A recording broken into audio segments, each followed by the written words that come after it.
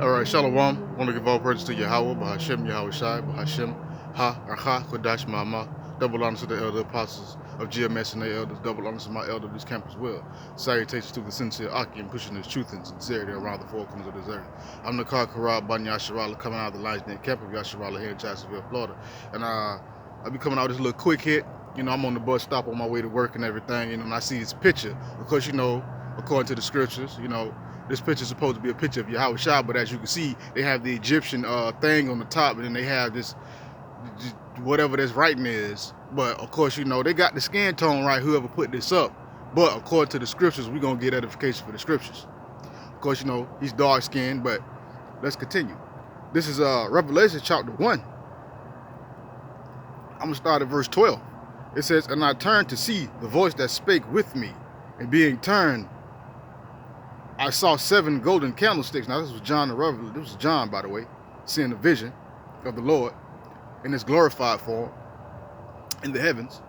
And in the midst of the 7 candlesticks, one like unto the Son of Man, clothed with a garment down to the foot, girded about the paps with a golden girdle. So he has a girdle that's down to the foot. He has a golden girdle on, like a war girdle. It said his head and his hairs were white like wool, as white as snow. His eyes were as a flame of fire. So his head and his hairs were white like wool. Right here they got his hair gray and black, and then they got his beard, kind of grayish. But according to the scriptures, his head and his hairs were white like wool. Completely white. And his eyes were as a flame of fire. They got a guy up here. His eyes are white. The whites of his eyes are white. And his eyes are brown. But continuing, it said,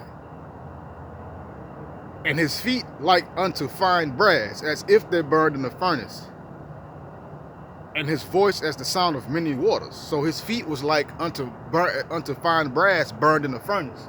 You take brass and you burn it in the furnace, it becomes dark. They got the skin color.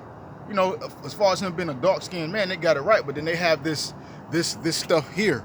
This is where the confusion comes in at.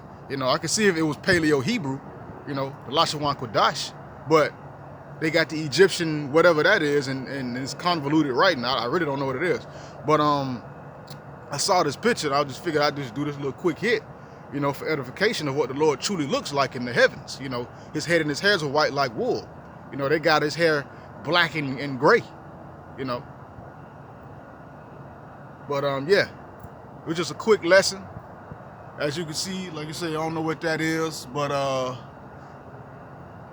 far as the skin tone, they have that right.